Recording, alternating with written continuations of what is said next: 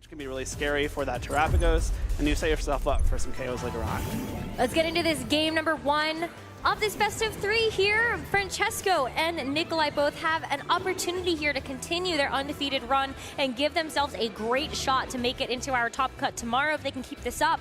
And for Francesco, we already see this Incineroar and the Iron Treads, and we do have this Tornadus and Zamazenta for Nikolaj.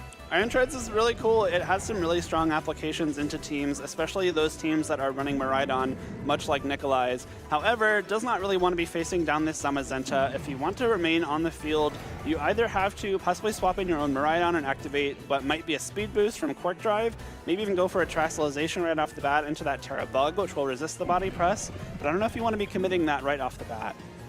It's really a tough call because I think you want to make sure that for the Tornadus, you are going to be able to get the Tailwind off or just be able to make sure that you have the speed later. But that's also kind of interesting to look at because maybe you want to go for, like, you have the opportunity to go for a Trick Room mode too. But for now, we are going to see Francesco just switch in the Miraidon. It's not going to be next to this Iron Treads, as we want to preserve that for a bit later, seeing the Zamazenta on the other side. But this Miraidon is not super threatened either by a one-hit knockout, so I think it's quite safe to just bring in now. The Terastallization from Zamazenta right away wants to remove that ground weakness in case that Steel or the Iron Treads was able to attack before the Zamazenta, but Fake Out comes through into the Ghost type. Yeah, so that's where that Ghost Terra can be really beneficial as well. But we do see the Bleak Windstorm miss onto the Incineroar, but take a look at how well that Miraidon takes that.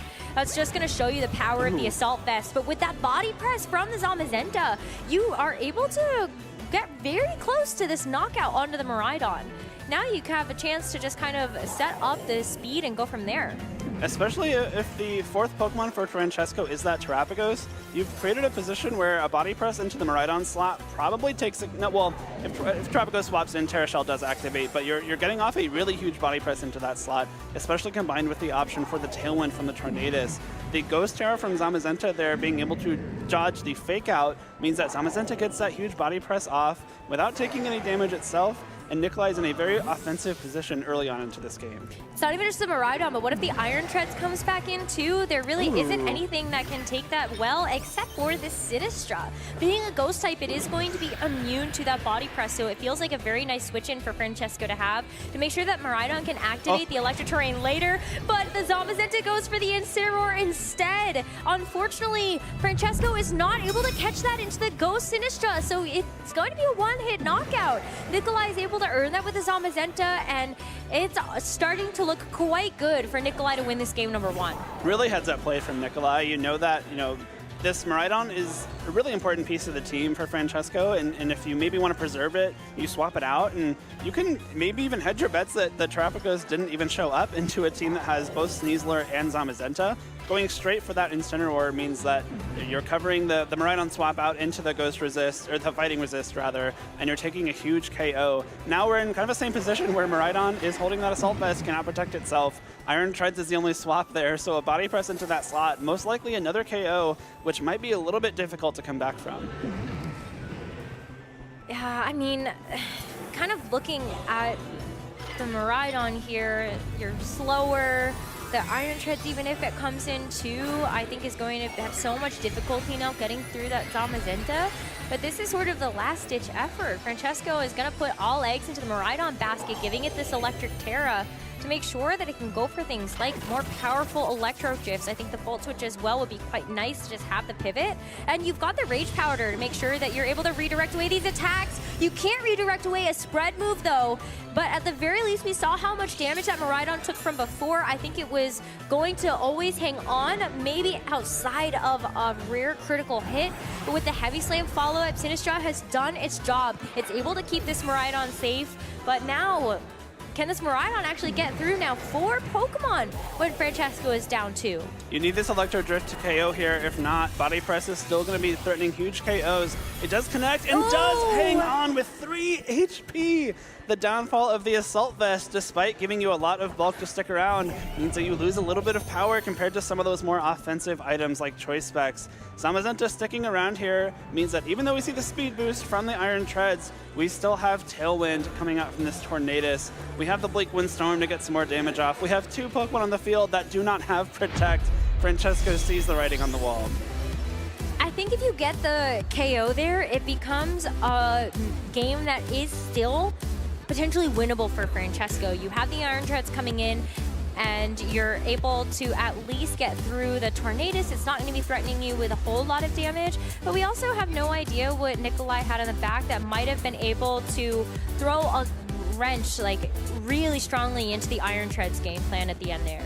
And of course, the very convincing win from Nikolaj there. Even more convincing that I don't believe he showed Francesco the 2 Pokemon he had in the back. No, he didn't. He led Tornadus and Zamazenta, and they just stuck around and won the game for him, which is a huge bit of information you get to conceal. You saw all 4 Pokemon Francesco brought. You know what he might try to adjust, given what he brought to game 1, how he played it a little bit. But Francesco now, despite being down 0-1, also has to deal with a loss of information.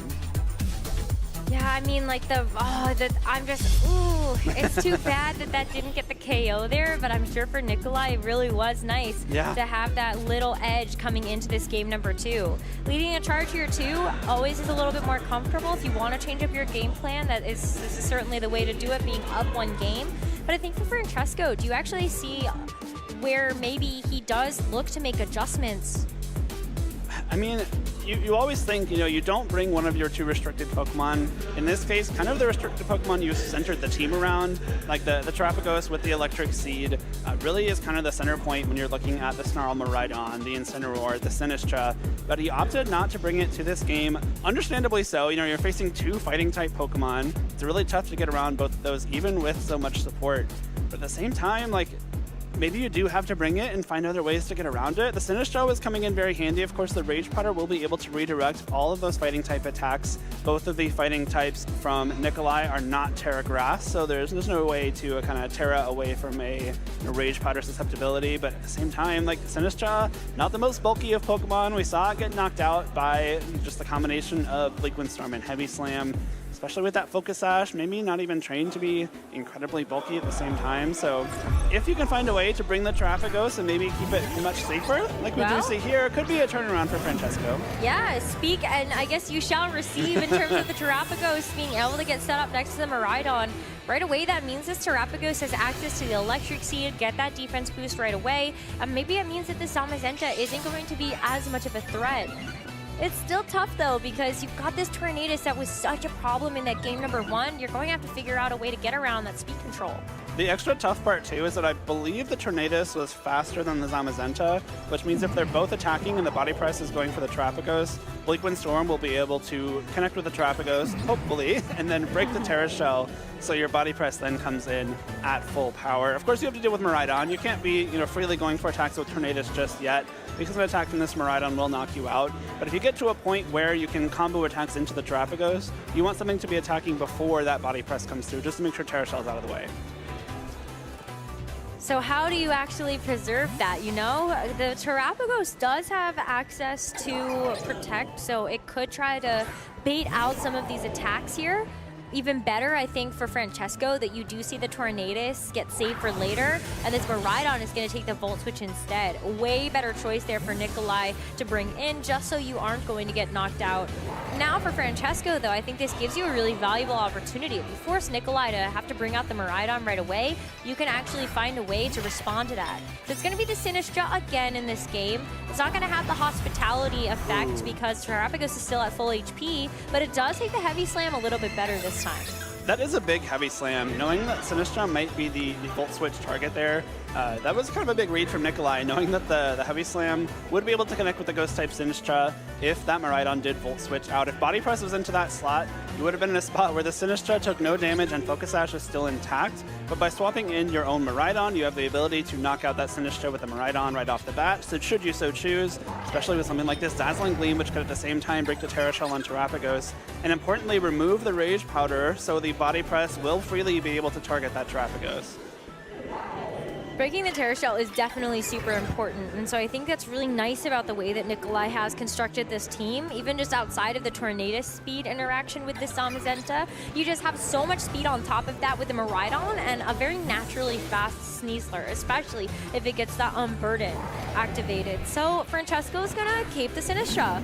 It's going to be Incineroar now to at least have maybe a potential to go for something like a fake out on the next turn. Give this Terrapagos a chance to either set up or do some damage, but we see this Terastallization committed onto the Miraidon. And that's going to be an interesting turn, I think. Francesco does not seem too happy about seeing this Terastallization. It means that the Dazzling Gleam will be powered up even further. I believe that's a Terrapagos Terastallization as well. We'll be able to remove the electric terrain and remove the, not the Quark Drive, the, oh my god, I'm blanking. The Hadron Engine. There we go. The Hadron Engine special attack buff from this Miraidon. I don't know if you caught it, Rosemary. I believe the body press was sent straight into that Sinistra slot to cover something like this Incineroar swap. So I don't know that Francesco is going to be too happy about that either. Nope, that is going to be one sad Incineroar as that goes back into its Pokeball. You're going to get a little bit of that Rocky Helmet recoil, but at the end of the day, it's just such a nice trade to take there, being able to get rid of that Incineroar before it even has a chance to go for something like the fake out. Give me an Earth Power from this Terrapagos, but that isn't enough to get the KO either, despite the Rocky Helmet recoil, maybe making that roll a little bit better. This Zamazenta is able to hang on, and now this Terrapagos is in a lot of trouble. You can bring the Miraidon back out here, but do you really want to play this speed? It's going to be tough. I think we saw Francesco's Miraidon act first in the first game, if I'm not mistaken. But even if it did, you know, there's always a chance for those speed ties.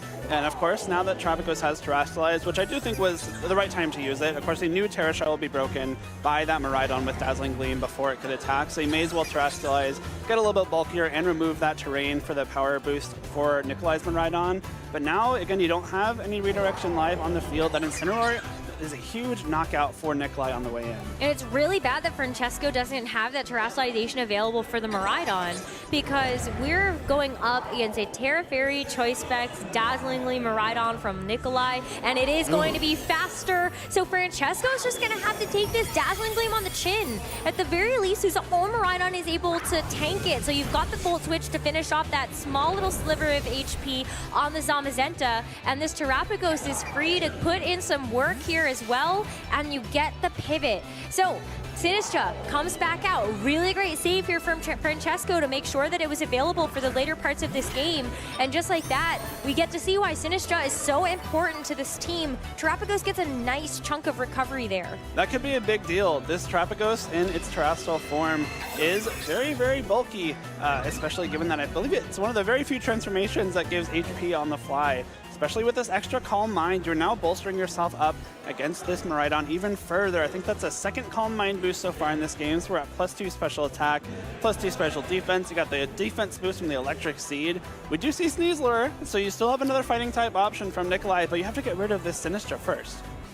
Sinistra with the Rage Powder should redirect away everything on the field outside of this Miraidon's Dazzling Gleams. It's going to hit both targets regardless. Same thing with the Tornadus. You can throw out some Bleak Windstorms there, but critically, both of those Pokemon are special attackers. So that Calm Mind really comes into full effect here, and it's going to be down to Nikolaj finding a great opportunity to bring in this Sneasler and go for something like a close combat, or hey, you know what? Maybe you go for, I don't know, Throat Chop is a nice, super effective option into this Sinistra. Also do have the option for Fake Out as well. You can go for Fake Out into that Terrapagos just to slow it down a little bit and get that Dazzling Gleam off to hopefully KO Sinistra. Sneasler's a great option here, you know, close combat threatening huge damage into Terrapagos, but the Unburdened boost means it will be attacking before this Miraidon. So if Sinistra goes for the Rage Powder, you have to use the close combat first before Miraidon can knock it out and allow the close combat to connect into Terrapagos. So I think Sneasler's a great pick here. You just need to get that Sinistra out of the way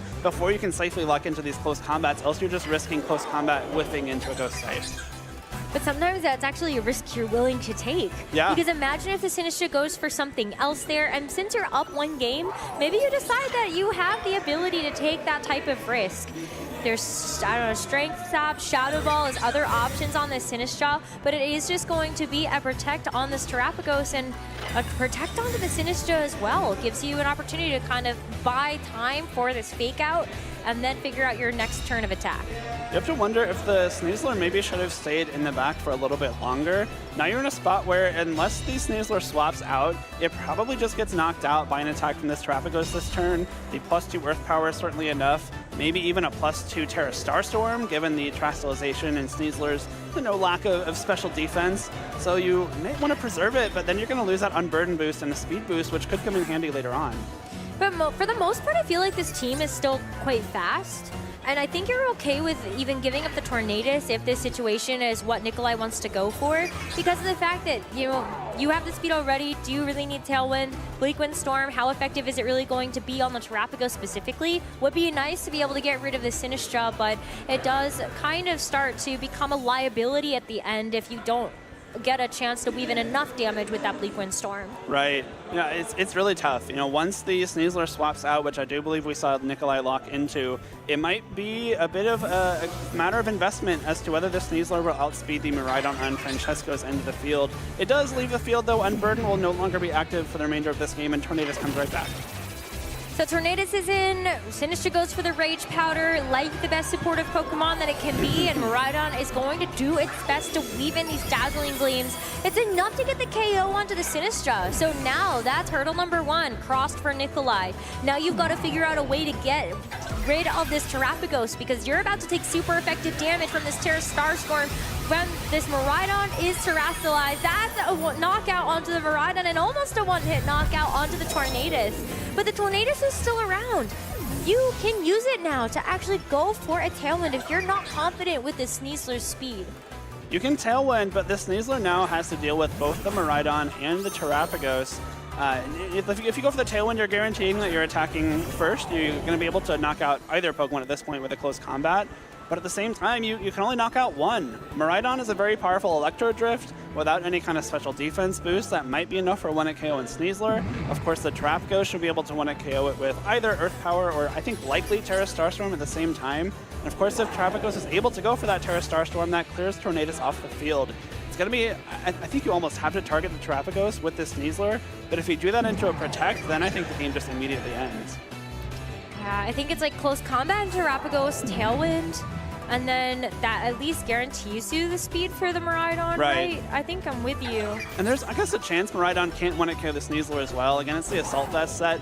Might not be super invested into special attack, which means you can maybe bank on it, but no protects. No protects. It's just going to be a Tailwind from the Tornadus to ensure that the Sneasler can have the speed, and the Gunk Shot goes into the Miraidon, but it misses. It is not 100% accurate, and so that's going to leave this opening for the Miraidon to go for the Electro Drift. It's a one-hit knockout, but you can see the theory behind why Nikolaj clicked the Gunk Shot. If you can survive, at least you're not going to take the defense drop from the close combat, and then you have a chance to deal with that Terrapagos later. So Francesco gets off a final Terra Starstorm, and we are tied 1 apiece as we get a chance to look at game number 3. Really well played from Francesco there. I think despite, having the two fighting types on Nikolaj's side of the field, the Terrapagos still being the MVP goes to show how well this team is constructed, especially after losing that Incineroar. Incineroar did exactly nothing that game other than swap into a body press from Zamazenta. And that is one of your main ways to slow down that Sneasler with the Intimidate, but was able to find a way around it. The defense boost coming out from that Electric Seed is massive for this Terrapagos. Of course, those Calm Minds letting it take some attacks from Miraidon very well as well. And I love that you call out that close combat special defense drop, Rosemary, because I was thinking about that right after that turn started. If you go for the close combat, Electro Drift almost definitely KOs at that point. We do see that it actually didn't matter in close combat, or the Sneasler would have been knocked out by that Electro Drift regardless. But that's, good info to know for Nikolaj going forward, right? You can now don't really have to worry about the special defense drops with that close combat, because you just get knocked out anyway, and maybe that can possibly change the outcome of some turns later on. But I still think it's but the special, if you use the close combat into the Miraidon because you want to get rid of that first, and then you're guaranteed to be faster than the Terrapagos, then you're dropping your special defense anyway for the Terra Starstorm from the Terrapagos, and I do wonder if that matters. Because the Electro Drift doesn't matter, but what if the Terra Starstorm damage output matters? Yeah. But it's hard to say, because you did have the +1 thanks to the Calm Mind behind those Terra Starstorms at the end of the day. At the same time, the +1 defense from the Electric Seed maybe would have been enough for the Terrapagos to not be knocked out by close combat that turn anyway. So it would have been a really tough game for Nikolaj to win from that position regardless. I agree that Gunk Shot, if you're going to attack the Miraidon, was the right choice. Fortunately, does have that miss chance, but I want to say that miss probably didn't really matter at the end of the day. Well, we go into a game 3.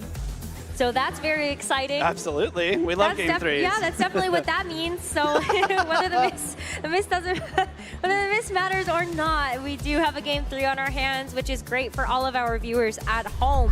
So let's see what our trainers decide to bring this time around. It's going to be the Francesco is going to bring them right on the Trapagos again, but this time around, Nikolaj, you know what? I've got 2 fighting types on the field now. At the same time. This is the I got terrorized by Trapagos last game lead. Immediately going straight for those double fighting types, saying I'm not going to let this Trapagos get away for free this time. Because Francesco did lead his own Miraidon, that means the Sneasler's Unburden immediately activates, guaranteeing it will be the fastest thing on the field. We've got Fake Out, we've got Gunk Shot, we've got Close Combat all in play here.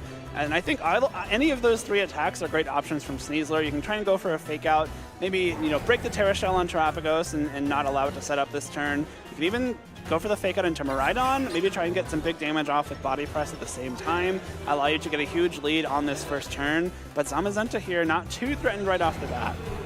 No, and so I feel like that's really great to have the Zamazenta on the field too, because if you really want this Sneasler to be protected, at least from the spread damage, then at least that's available. But I have a hard time thinking that this Terrapagos is going to go for the Terrassalization yet when the Miraidon is still on the field to want to use the electric terrain.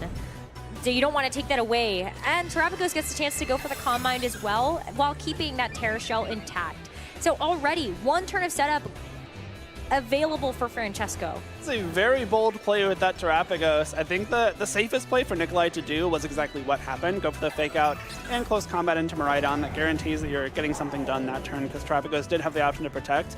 But Francesco, knowing that, says, I'm going to kind of make this huge play on turn 1. And now your Terrapagos is already pretty far ahead. And you do have that defense boost still. Terra Shell is still active, but now you've also got a Calm Mind boost. You can start firing off some super effective Earth powers, not even have to worry about Terrassalizing and going for Terra Starstorm that could be blocked by a potential wide guard from the Zamazenta. Of course, this Sneasler now threatens a KO into this Miraidon very easily. Possibly even a Throat Chop will be able to do it, so you don't have to risk the Gunk Shot miss or the Close Combat special defense drop, which means that's Miraidon not feeling too safe. No, and you might want that electric terrain for later as well. We did see the Iron Treads in the first game, and I kind of wonder whether or not that is still in the back. But for now, we do see the Incineroar take that Miraidon's place, and really nice to have that Intimidate drop onto this Sneasler. You're going to see the Terra Shell come into effect as the Close Combat hits into the Terrapagos, and look how little damage it does. But it does break that ability that is now no longer available for this Zamazenta to deal with,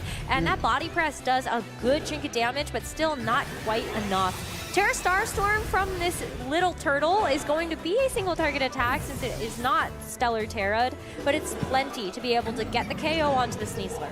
Big survival from that Trapagos there. I think if the double up of Close Combat and Body Press was able to knock out Trapagos, it'll be very, very difficult for Francesco to come back in this third game. But that bold play of going straight for the Calm Mind coming in handy here. Of course, the combination of the +1 special attack and the -1 special defense, able to score a knockout with that Terra Starstorm. You maybe would have been a little bit tempted to go for the Terrassalization there to get damage into both targets. But if you do, you lose that Terra Shell and you leave yourself a little bit more vulnerable to those fighting type attacks.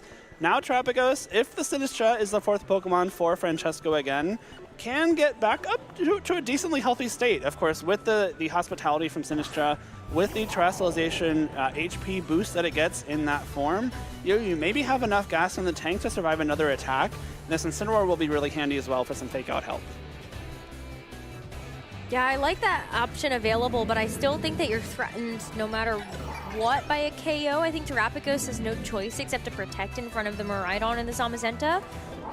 Because I think even actually if the Sinistra comes in, I don't know if Terrapagos gets up above 40%, 50%. It'll be maybe around half. I think you probably would need to switch it in and protect and then, save the Trapagos for a turn where you can go for those Rage Powders. But we have seen Nikolaj try to punish those safer plays before, like swapping in the Incineroar into Body Press, for example. And if Sinistra comes in here, it could be punished as well. No swaps, though. We get a Terrassalization.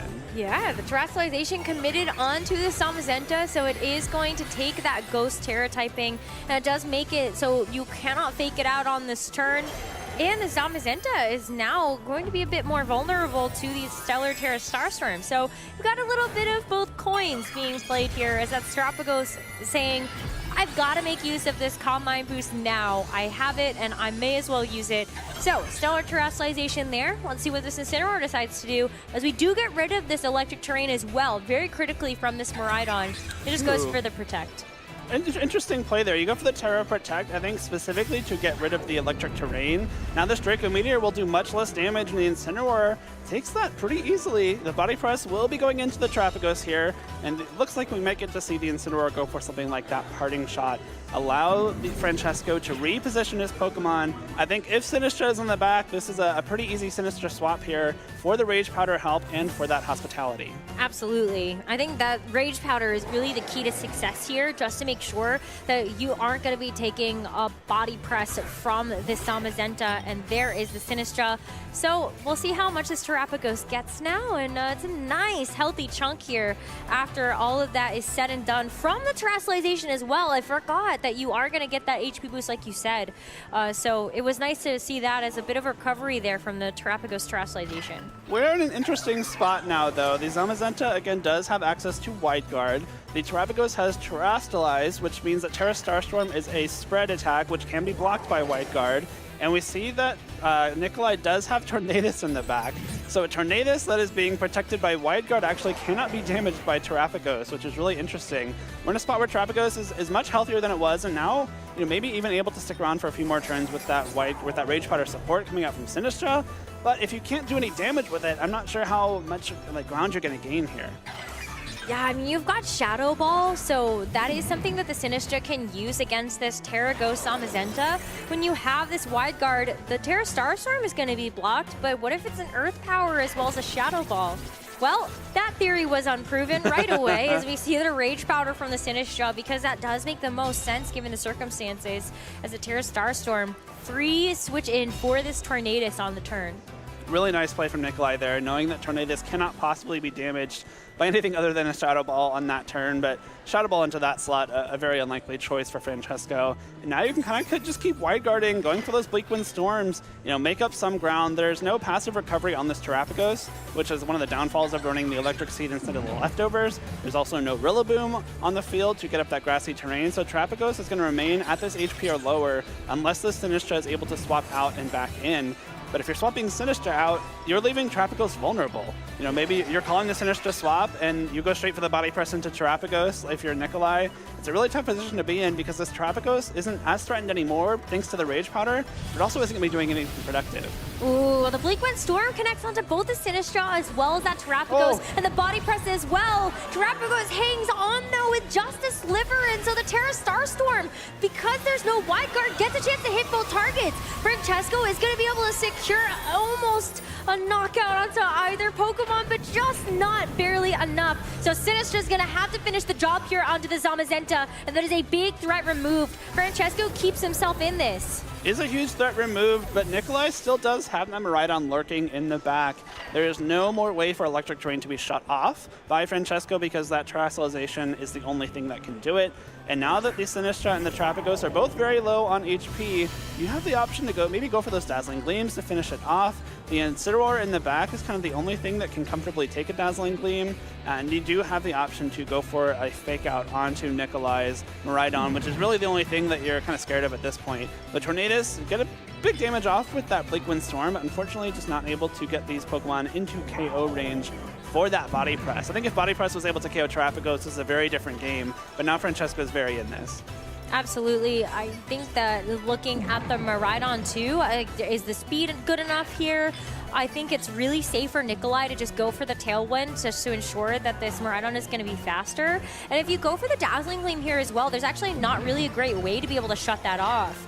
I'm thinking, yes, Francesco is kind of still in this, but you might have to sacrifice something here in order to finish out the job. And you're not going to be able to see any switches this turn, so it's just a double KO earned for the Miraidon. That is now Francesco down to his final two Pokemon in this game. It's going to be that Miraidon next to the Incineroar. The Francesco does lose two Pokemon there, but I actually think that's the very optimal outcome on this turn.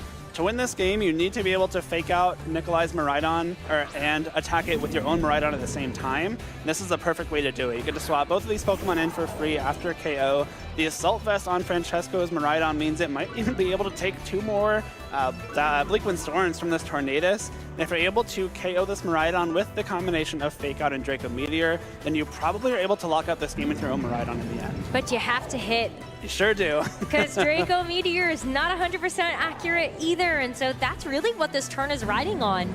It seems like a very clear game plan for Francesco to be able to go for that fake out, like you said, and then it comes down to what happens after that. For now, it's going to be the fake out of the Miraidon. Let's see what happens next as we see the Miraidon flinch. It's going to be the Tornadus going for the Bleakwind Storm, and Miraidon does hang on, as does the Incineroar. So that's a really big deal for the next turn. Draco Meteor connects as well into Nikolaj's Miraidon, and that is going to be a knockout. Now it comes down to this Tornadus on this next one. Oh my goodness. Tornadus needs a double knockout here for Nikolaj. Huge turn for Francesco there. The Incineroar needed to survive because Bleakwind Storm will still be doing spread damage, which is reduced. But it is going to be a double connect. Miraidon hangs on and Francesco celebrates knowing that he will be able to take this game, take this set, and stay undefeated at the North America International Championships. 7-0 now after this match. What a huge play from Francesco after what was a pretty bleak game 1. Able to very easily, not easily, very convincingly turn that around and improve to 7-0 on the day here in New Orleans. At the end of that 3rd game, the Incineroar sticking around after that first Bleakwind Storm meant that the Bleakwind Storm on the next turn was doing 25% less damage, which was the difference maker in keeping that Miraidon around to fire off that final Electro Drift. Really well-trained Incineroar there. I think Francesco needs to feed it a few Poffins if he gets the chance. I think there are a couple of players in this tournament that might want to make sure that Incineroar is well fed after this particular tournament.